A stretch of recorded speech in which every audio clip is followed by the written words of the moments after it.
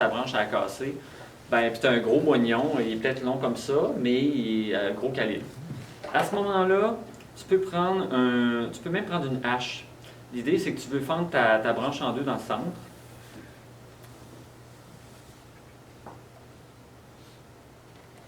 Mettons, ben là, elle est très petite, mais ça se fait aussi avec du petit calibre. Là, à ce moment-là, à partir de ça, qu'est-ce qu'on fait? On prend notre haute greffe avec en biseau. On vient tout simplement se coucher dans le milieu, les deux ensemble. Celle-là est beaucoup trop longue, là. Puis c'est pas le bon calibre non plus, mais c'est juste ça. Ben, en fait, c'est presque correct. Non, c'est pas pire. Fait que juste ça, ça ferait aussi comme greffe. Puis le plus long le contact, le mieux c'est. Encore là, je laisserais juste 1 ou 2 bourgeons. Je tope ça là, je mets du tape, un petit peu de cire. C'est tout. Fait que ça dépend vraiment du porte-greffe. Moi, l'avantage, c'est qu'il n'y a pas de bonne ou de mauvaise greffe. Il y a nous qui juge le porte-greffe, de quoi il a l'air, c'est quoi son calibre, qu'est-ce qu'on veut comme résultat, qu'est-ce qui est le plus pratique aussi. Parce que, tu sais, quand on est à bout, mettons que la branche est très haute, il faut être capable de travailler. Fait que des fois, c'est pas toujours pratique d'utiliser telle ou telle sorte de greffe. Fait que je pense qu'il y a de la place à l'originalité. C'est là que ça devient un peu de l'art. Mais c'est pas plus compliqué que ça. Ça fonctionnerait, ça. Ce serait pas plus dur que ça. Je vais pas prendre. Je prendrais le paraffin, mais je vais pas le prendre, il est opaque, vous verrez pas. Ben regarde, on peut juste le. Bon, il tiendra pas. Je vais y mettre un petit bout de tape pareil, là, juste pour que ça tienne.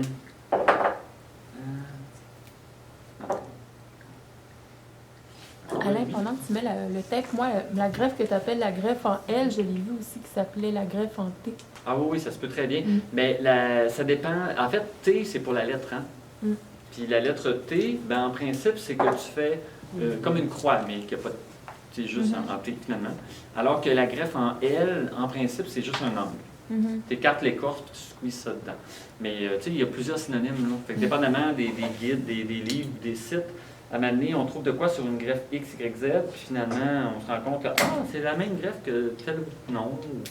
Fait que, tu sais, moi, juste ça, ça serait assez. Là, ben là c'est sûr que si je faisais une greffe, j'essaierais de m'organiser pour ne pas enlever de l'écorce tant que ça, puis la laisser tout nu. Là. Mais si c'est emballé, ça pousserait quand même. Là. Ça serait correct. Et juste pour vous montrer un autre exemple.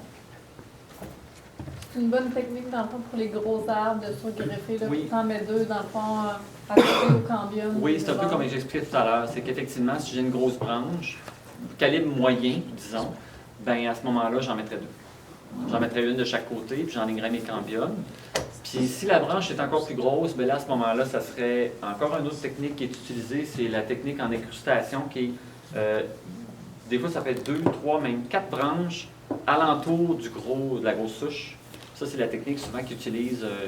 Il y a beaucoup d'exemples sur Internet là, pour des remplacements complètement, changer la sorte d'un arbre dans les vergers commerciaux. Fait que, il y a des compagnies là-bas en Californie qui sont spécialisées, qui font que ça. Ils débarquent dans un verger puis ils changent tous les arbres au complet. Fou raide. On regarde les vidéos, là, les petits Mexicains, ils vont tous. Ben, c'est ça.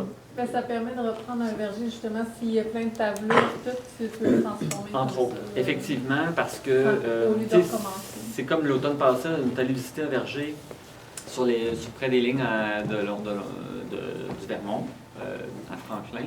C'était des vieux vergers avec des pommes fameuses que personne ne veut. Mais tu sais, je trouvais ça un peu dommage parce que les propriétaires ne savaient pas greffer. Puis moi, je voyais les arbres et je me disais, ben là, tu pourrais tout surgreffer, là, tu changes ta sorte. Puis oui, pas de problème. Ben, les gens qui avaient acheté le verger ne connaissaient pas ça puis ils ne savaient pas greffer. Je trouvais ça me dépassait un peu, mais ça se peut, c'est possible. Fait que, mais c'est ça. Tout ça pour dire que moi comme je disais un peu plus tôt dans la présentation, c'est que moi, un arbre, c'est long avant qu'il s'établisse, c'est long avant qu'il s'installe, puis ça peut prendre plusieurs années avant que ton système racinaire soit installé. Puis surtout s'il est en santé, il produit bien, bien là, coupe-le pas. Si t'aimes pas ta sorte, mets d'autres choses, tu sais. Sinon, c'est gaspillé. En tout cas, c'est surtout que tu perds beaucoup d'années avant qu'il se réinstalle et qu'il repousse. Fait que ça vaut vraiment la peine. Fait qu'en tout cas, moi, je sais bien que mon père, qui est rendu à au-dessus de 70 ans, me voyait aller avec mes greffes et me trouvait bien capoté. Finalement, j'ai dit, papa, c'est pas dur, là. Regarde, on va s'installer, puis je vais te montrer, puis tu vas en réussir, c'est pas dur, là. Je vais te montrer. Alors, l'année passée, au printemps, j'ai fait essayer avec des porte-greffes de pommiers de greffer du Norland. Il y en a greffé 4, juste en glaise, même pas compliqué, juste en glaise. J'ai attaché ça avec une pince à linge, puis c'était broche à foin, je pensais même pas que ça allait reprendre. Ça a tout repoussé. Puis mon père était le premier épaté, là, il pensait pas que ça marcherait. Puis j'ai dit, pas plus compliqué que ça, non? Faut juste le faire au bon moment, puis faut juste l'essayer. Puis ce qui peut arriver, c'est que ça marche pas. La plupart du temps, ça marche. Tu le job plus bas, tu recommences. C'est ça. Ben, en fait, le plus drôle, c'est que j'ai un bon ami qui a étudié en horticulture, puis ben, en technique, je pense, mais peu importe, ça aurait pu être un bac. Puis à l'école, il avait appris à faire des greffes. Puis ça fait 2 ans d'affilée que je donne du poids de greffe, puis ça marche pas. Il rate ses greffes. Puis là, j'ai dit, bon, ben, je vais y aller, là. Je vais y aller avec toi, on va voir ce que tu fais de pas correct, là, quelque chose qui marche pas. Mais comme de quoi, que, tu sais, c'est beau la théorie, mais il faut la pratique, puis ça prend les bonnes conditions. En tout cas, là, avec tout ce que j'ai dit, j'espère que je vous ai donné un peu de trucs là, pour vous aiguiller. Mais Internet, tu sais, il y a tellement d'exemples. Ben, c'est sûr que ça ne remplacera pas vos conditions chez vous, mais ça peut au moins donner des trucs. Là, Mais c'est ça, pour rafraîchir les techniques de greffe, moi j'ai tendance à oublier. Là, fait que souvent, avant de le faire au printemps, je vais voir une vidéo sur YouTube. Tout à fait. OK, là, ça me rappelle l'heure de le faire pour être sûr que je m'en rappelle. Ah, ben ok, c'est pas mal la fin. Je me demandais, je me souvenais pas si j'avais d'autres diapos. Mais de toute façon, c'est que je voulais juste parler brièvement de d'autres. Finir, on a le temps. Ah oui, mais c'est correct. Ben, de toute façon, ma conclusion, c'est que je voulais juste, en fait, si vous voulez vous rasseoir, là, je ne veux pas vous garder debout nécessairement. Hein.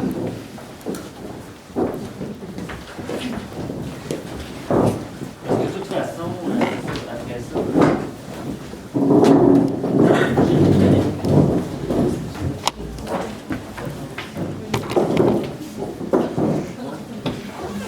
donc j'allais juste conclure en disant que, dans le fond, au-delà des greffes de fruitiers, parce que c'est surtout ça que j'ai parlé dans ma présentation, mais c'est aussi possible de greffer d'autres choses, dont, ben, là, j'avais parlé un petit peu tout à l'heure des néfliers sur poiriers, pommiers affranchis, parce que dans ce cas-ci, moi, des néfliers, j'en avais pas sur mon terrain. Fait que fallait absolument que je les greffe sur une autre variété qui était compatible pour être capable de les faire survivre. Mais sauf que ça, à part sur les aubépines, les néfliers, ça pousse sur aubépines pendant longtemps. Mais sur les pommiers poiriers, ça ne marche pas long terme. Il faut vraiment les affranchir tout de suite la première année. Mais il y a d'autres choses aussi qui sont greffées qu'on ne sait pas. Ben, vous savez peut-être, mais moi je ne savais pas, que les courges, les melons d'eau, la plupart des variétés de melons d'eau sont greffées dans les grandes cultures parce que les porte-greffes sont plus vigoureux, sont résistants aux maladies, pour X, Y, Z raisons. Alors, puis j'ai fait des tentatives qui ont fonctionné. C'est pas très dur. D'ailleurs, je l'ai tout envoyé, il est un peu tard, mais c'est facile à commander sur Internet, des petites greffes tout petites, des porte-greffes, des pinces, c'est la bonne affaire, des petites pinces miniatures pour, ça c'est pour des greffes de melon ou de tomates, parce que j'ai essayé les deux. J'en ai même parlé aussi sur mon site, j'ai fait la tentative de greffer des tomates sur des patates, à cause de l'art de la greffe, qui en parlait là-dedans. Puis j'étais curieux d'essayer. J'en ai essayé. J'ai réussi, j'en avais greffé 4, je pense, 3 ou 4. Puis il y en a un qui a fonctionné parce que les autres, il faut les mettre comme dans une petite serre miniature. Puis ça devient comme très sensible aux champignons. Mais j'en ai réussi un. Le succès, ben, ça ne m'a pas épaté. Là. Ça a fonctionné. Ça a donné des tomates et des patates. Mais ça n'a pas produit des tonnes. Pas Tu n'as suffisamment. pas eu le goût de le refaire. Là, Non, c'est ça. année. Le défi avait été satisfait. Fait que, mais c'est dans la même famille, c'est 2 sur le nacé, fait que c'est compatible. Les figuiers, parce que c'est vraiment facile à greffer. Moi, j'avais ramassé des graines de figues de l'épicerie de Turquie. Parce que les figues de Turquie, ben, ça pousse, ça fonctionne, mais c'est pas des parthénocarpiques. Fait qu'ils ne produiront pas de fruits. Parce que les figues, tu as des mâles, tu as des femelles, puis c'est juste les parthénocarpiques qui vont faire des fruits sans pollinisation. Fait que j'avais déjà des boutures de figues chez nous qui n'étaient pas très vigoureuses et qui ne poussaient pas bien. Fait que j'ai fait pousser des figues sauvages, même principe qu'avec les pommiers. J'ai fait pousser des figues sauvages de Turquie, que mon petit bébé figue, il était très vigoureux et il poussait super bien. Fait que j'ai greffé une variété de figues parthénocarpique, donc qui produit des figues sans pollinisation. Puis ça fait 3 ans qu'on a des figues dans les maisons. J'ai fait un article sur mon Tu les as blog. graffés sur ceux-là, avec tes pépins de l'épicerie? Tu as graffé ta Ben, c'est pas des pépins, c'est vraiment petit, les graines de figues, là. Mais oui, j'ai greffé dessus, puis ça, c'est très facile. C'est drôle. Mais Ben, c'est assez ben, rustique ben, la graine d'épicerie, là. Ben, la graine d'épicerie, dans le fond, c'est juste que j'aurais jamais eu de figues avec. Ouais, ok. Mais c'est rustique, là. Ben, à date, je les ai gardées à l'intérieur. Ok. Je les ai gardées à l'intérieur. Par contre, j'ai fait des tests avec des figuiers rustiques, là. Il y a une couple de variétés qui sont zone 5 que j'essaye à mon verger, mais j'ai pas encore eu des succès extraordinaires. Faut les garder dans la neige, parce qu'ils sont rustiques à Montréal. Faut les coucher à terre, puis c'est une autre histoire. Parce que moi, au-delà des greffes, j'aime bien faire des expériences avec des plantes exotiques, là. J'ai fait pousser des kiwis, des colomicta, il y a du zone 3 qui est résistant, qui produit. Les figuiers, les néfliers, avec plantes exotiques. Les muroises, c'est pas des greffes, Les muroises, ouais, ben c'est ça, effectivement. Non, c'est pas des greffes dans ce cas-ci, mais ça fait partie encore des expériences exotiques là, que j'avais entendu parler. Comment ça s'écrit? Muroises. Comme ça se prononce, c'est des mûres framboises. Ah, ok. C'est vraiment un hybride entre les deux. Mais sauf que c'est une variété de mûres du Pacifique qui sont très, très, très vigoureuses et que le plant peut. Une branche, ça rentre. Fait que ça fait des grandes tiges de 3-4 mètres de long. Là. Fait que c'est un petit peu limite envahissant, mais c'est pas grave. J'en ai planté, j'ai réussi à leur faire faire des fruits cette année pour la première fois. Ok. Puis ça n'a pas été mirobolant parce que le mois d'août était plutôt sec à mon terrain, mais ils ont produit tout le mois d'août, suffisamment pour que je les garde encore. Autant que je me tanne. Puis ça goûte les mûres ou les framboises? Ça goûte plus près des mûres. Sucré, un petit peu surette, même assez surette, mais j'aime assez ça, comme je disais. J'ai assez aimé le goût pour les garder. Fait que, ça ressemble à ça, donc je continue les expériences, j'essaie de documenter beaucoup ce que je fais. Les bons, les mauvais coups. Puis je suis ouvert aux commentaires, aux demandes spéciales sur mon site. Des fois, quand les gens me posent des questions ou me disent « Ah, as-tu essayé telle chose? Es-tu au courant? » Ben, j'essaie de répondre puis de documenter. Des fois, ça me nourrit, ça me donne d'autres idées. Est-ce que tu fais des visites à l'occasion de ton site? Des quoi? Des visites guidées. Des visites de mon site. Ben, oui, c'est arrivé l'été passé. J'ai une couple de personnes qui m'ont contacté par mon blog et qui m'ont demandé s'ils pouvaient venir faire un tour. J'ai dit oui, mais là, c'est sûr que mon verger n'est pas beaucoup avancé.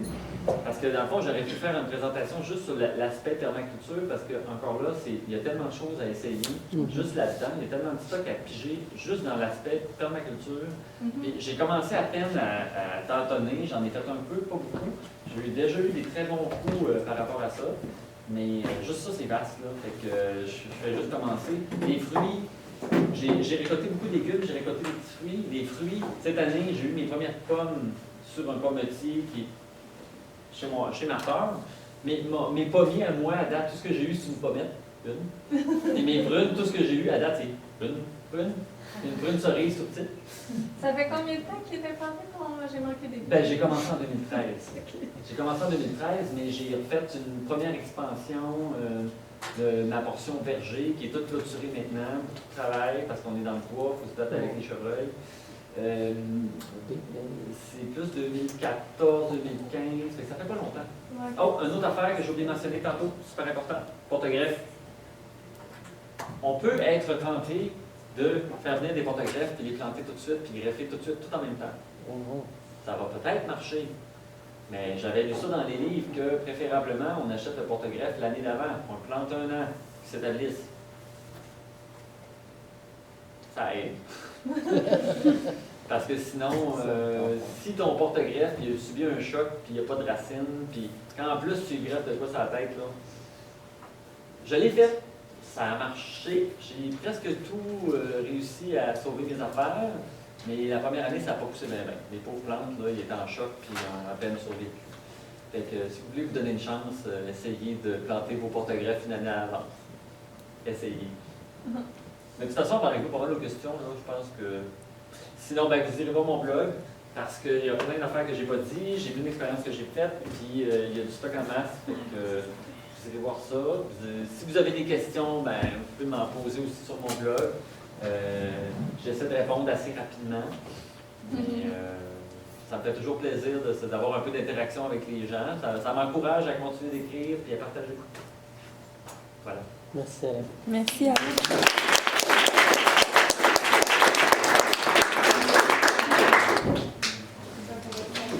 Éloge à la C'est-tu diversité. pour la Greffé. ou juste la Parfait.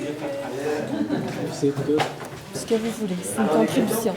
Alain, est-ce que tu essayé la multiplication des porte-greffes avec les racines? On peut voir des morceaux de racines des porte-greffes? Non, pas tant que ça. À part pour, en fait, c'est juste du montage dans ce cas-ci de plantes terrajones.